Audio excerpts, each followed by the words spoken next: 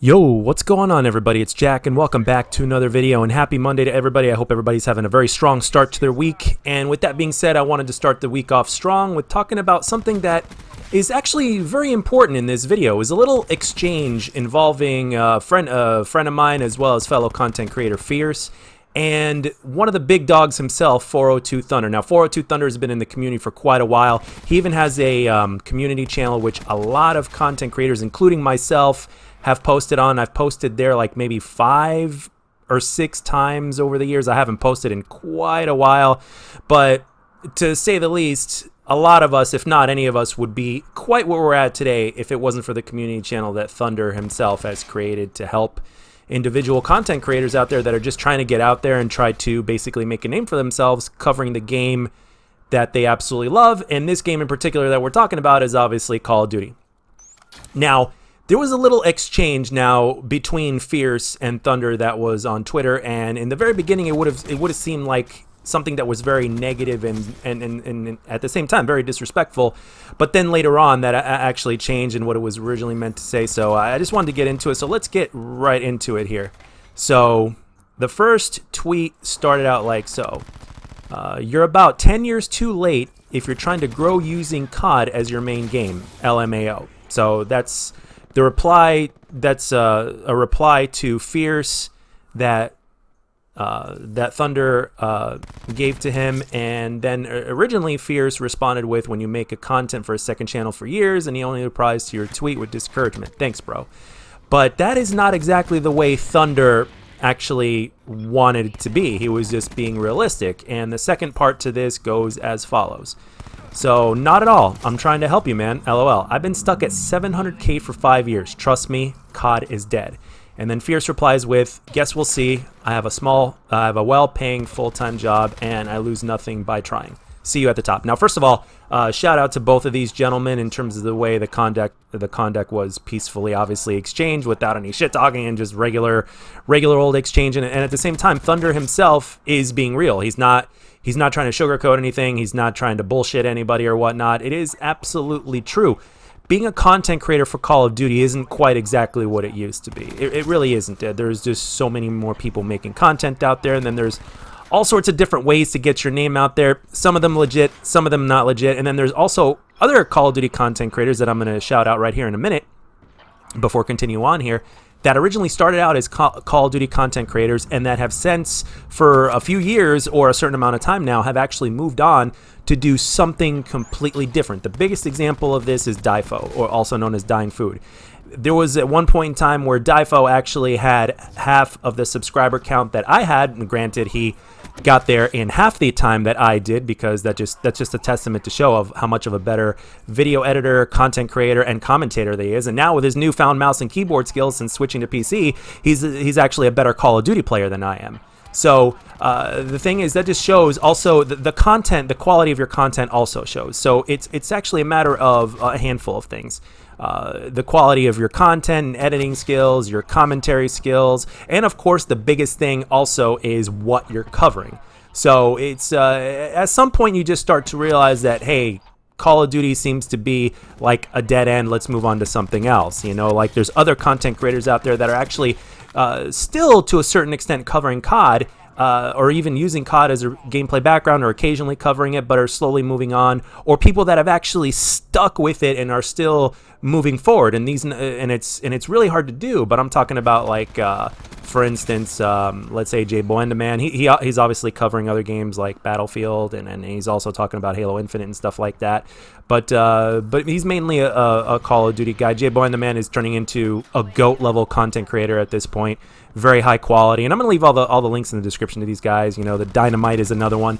So a lot of these gentlemen are sticking to it, and shout out to Fierce also as well with his latest tweet over here. Guess we'll see. I have a good full-time job, and I'm not losing anything for trying. See you at the top. So when he says that, he has what I call the Captain Kirk level of mentality, and what I mean by this, for those of you guys that have no idea what don't know much about Star Trek, is that Captain Kirk, who is the famous legendary captain of the USS Enterprise, does not believe in no-win scenarios.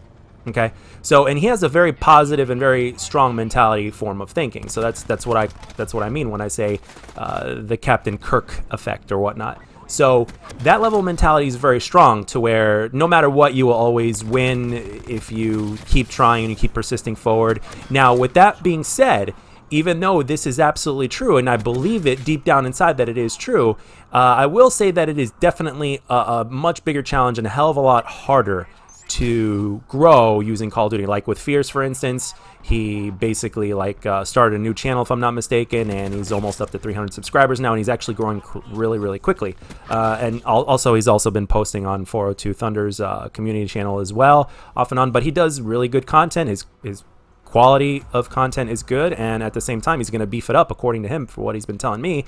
And to top it all off, he also made Team Pwn Stars recently. He wanted to be a part of a group or a clan or whatever it's called nowadays, and he made it on Team Pwn Stars. And I would tell you that if I had the desire and passion to be part of a group and to dedicate myself to Call of Duty and whatever the clan required, whether it be winning clan wars or doing things like that, that would be the clan that I would actually want to be a part of, because Pwn Stars is one of the best Call of Duty players of all time, and to be a part of his group that basically keeps it real, as well as the players that play on his crew, would definitely be an honor. But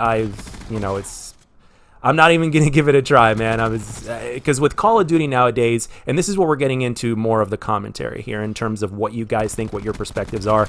Because overall, when you look at it, everybody that's basically watching this channel is either a fan of Call of Duty, or you just love watching Call of Duty videos, or you're just a first-person shooter lover like myself, or a first-person shooter enthusiast, and you're constantly looking for that something. And at this point in time, in terms of over the last couple of years, at least with my personal feelings and experience, and you're more than free to leave your experiences down below, is that it seems like the anticipation for Call of Duty's release is more exciting than Call of Duty's release itself. Because in terms of what's been going on, it's like it's not quite what it used to be. And what do you think some of even the biggest content creators out there left for Warzone? Because Warzone is where it's at right now. That's where most of the popularity is. It's what most of the people are interested in at this point right now. Even if most of those people are kids, it doesn't matter. That when it comes to viewership and getting growth on YouTube or whatnot, it doesn't really discriminate between whether you're a kid or an adult or whatnot. Every view is essentially the same. A view is a view. A like is a like. A dislike is a dislike, and all that kind of stuff. It's they don't care. A subscription is a subscription. And all that kind of stuff. Whether it's on Twitch, whether it's on YouTube, whatever.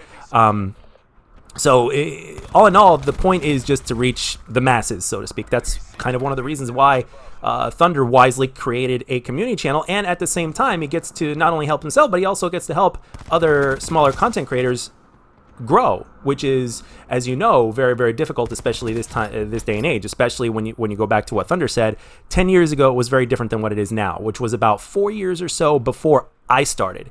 So it just goes to show you how much has changed and what people are watching now, and as well as Call of Duty itself and how Call of Duty has changed. And it's safe to say that in terms of 6v6 multiplayer, it's not what it used to be. It's not the main thing anymore. Which I'm not necessarily saying that it is downright impossible to grow and having your COD as your main game, but I do want to say that you need to be doing something unique that separates you from the rest of the pack. Even Marka J himself actually said it. He said it himself back when he was doing it. He said, be different. Do something unique, make something unique for you. So, and I think that's partially the reason why there's some other content creators, for instance, out there that have nothing but Call of Duty, or the majority of their content is Call of Duty in the background, for instance, or a good chunk of it is, right? But they talk about something completely different in terms of what their commentary is. Dr. Bolo is an excellent example of this. So it really, at the end of the day, being unique in what you're doing is different. You don't just want to be a cut and paste of something else that somebody's doing. So, which is obviously, and I'll raise my hand to this, which is obviously a big mistake that I've made over the years. And it also has a lot to do with your attitude, your consistency, and the quality of what you make. So when you put it all together, everything really does count. But at the end of the day, the big thing is, okay, what do you have to offer that will get me to click on your video compared to somebody else? And when you got guys like, big guys like here, that 402 Thunder even, for instance, right, that, make make really good quality commentaries and videos talking about COD, or even talking about something else every once in a while, right? But mostly COD, where the viewership isn't quite as it used to be, the subscriptions are not quite as it used to be.